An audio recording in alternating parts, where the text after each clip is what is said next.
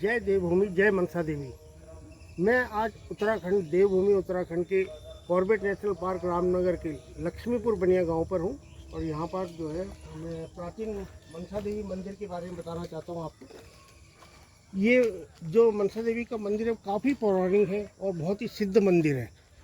ये आप देख सकते हैं, इसमें लिखा हुआ है प्राचीन मनसा देवी मंदिर। तो इसमें जो भी आप ये मूर्तियाँ देख रहे हैं, ये मूर्तियाँ जो हैं जब अजंता और एलोरा की या मौर्य साम्राज्य की उस समय की ये मूर्तियाँ हैं, जो कि ये ज़मीन में खोदाई में मिली थी। जब मंदिर का फाउंडेशन की नींव हुई थी उस समय ये मूर्तियाँ निकली थी, लेकिन इसमें जो है पुताई करने के बाद इसकी जो ओरिजिनल चीज़ थी वो ख़त्म हो गई है। क्योंकि अगर ये काली वैसी रहती अपने स्वरूप पे तो ये बहुत ही सुंदर लगती है, लेकिन जो है इसमें रंग पेंट कर दिया गया है, इसलिए इसका थोड़ा सा स्वरूप बदल गया है। अब मैं आपको अंदर ले चलता हूँ मनसा देवी के द्वार को दिखाते हुए। ये मनसा देवी का द्वार है।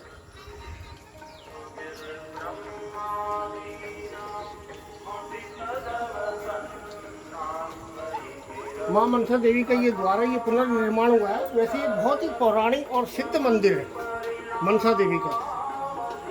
इसका जो स्वरूप है और इसकी जो मूर्ति है मनसा देवी की, वो एक बहुत ही प्राचीन है और ज़मीन से निकली हुई मिली है।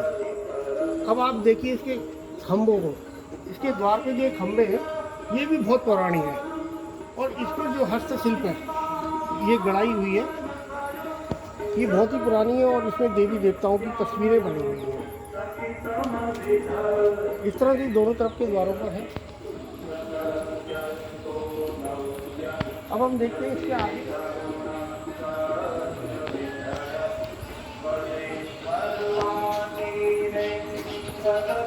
कमल पत्थर है, जो कि देवी देवताओं के बैठने का स्थान होता था,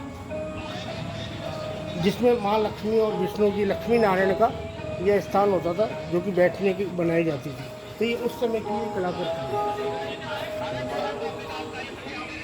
अब इसमें जो इसकी प्राकृतिक चीज़ थी वो पेंट के कारण नहीं दिखाई दे रही है, तो मैं आपको इसका ओरिजिनल और दिखता हूँ। लक्ष्मी नारायण मंदिर का देखते हैं आप, ये इसकी एकदम जो है जो प्राकृतिक जो इसके चित्र है वो इस तरह से है, बिल्कुल ओरिजिनल लुक ये है इसकी। जो प्राकृतिक दृश्य है, इसका जो ओरिजिनल स्वरूप है वो ये है।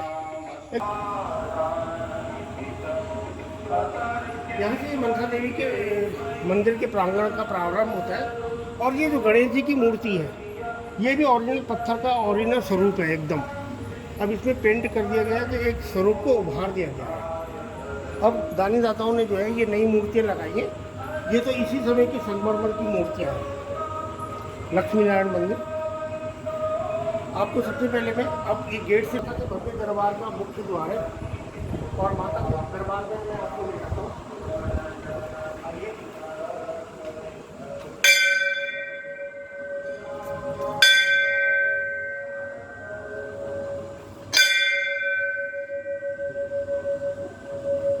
ये माता का द्वार है,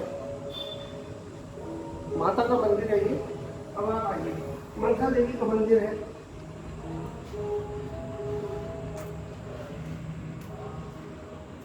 ये बहुत ही पौराणिक मंदिर है और इसकी गुफा देखिए, गुफा नुमा, इसका बहुत ही प्राकृतिक ये स्वरूप है, बहुत ही पुराना।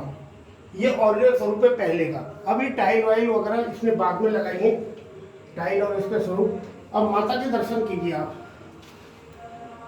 ये माता को जो है दीवार में पत्थरों में एक बनाया गया है। बिल्कुल माता का बहुत ही भव्य स्वरूप है और इसमें बहुत ही दिव्य शक्ति है। आज मेरी उम्र जो है 50 साल होगी, 50 साल से तो मैं देख रहा हूँ इसको इसी रूप में। और बताते हैं कि ये 400-500 वर्ष पुराना मंदिर है, उससे भी पुराना मंदिर होगा यहाँ पर, शायद हजारों वर्ष पुराना हो, पर मुझे इतना ज्ञान नहीं है। क्योंकि जो ये इसकी जो कलाकृति है, इसमें जो पत्थर निकले हैं और भगवानों के स्वरूप बनाए गए हैं, पत्थरों को काटकर, बड़े बड़े पत्थरों को काटकर जो स्वरूप बनाया गया है, वो तो मौर्य साम्राज्य या जो भी उससे भी पहले के जो राजा महाराजा बनाते थे उस समय की कलाकृति इस पर दिखाई देती है।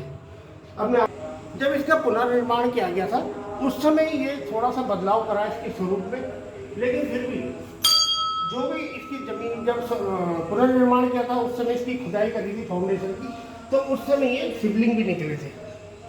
ये शिवलिंग का भी प्राकृतिक स्वरूप है।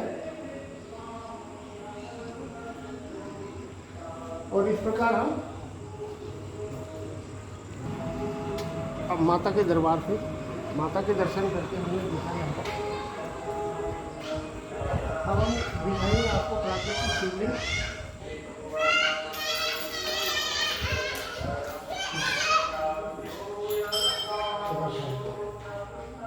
अब दूसरी हमारे जो शिवलिंग है, ये शिवलिंग भी बिल्कुल प्राकृतिक है। और जब इसका पुनर्निर्माण किया था तो यह भी खुदाई पे निकला है। और इसके साथ साथ एक नाक का जोड़ा भी उस समय निकला था, जो कि हमने अपनी आंखों से खुद देखा था। तो इसलिए मैं इसको दिखाना चाह रहा हूँ कि इसका भी स्वरूप। और ये जो मूर्ति है, जो ये शिवलिंग है शिव बाबा का, शिव बाबा का जो स्वरूप है, ये बिल्कुल प्राकृतिक है। और ईश्वर का मतलब एक प्रकार से साक्षात इसमें दर्शन है और साक्षात इसमें विराजमान है प्रभु, क्योंकि जमीन से निकला है और ना मालूम किस युग का है। लेकिन इसीलिए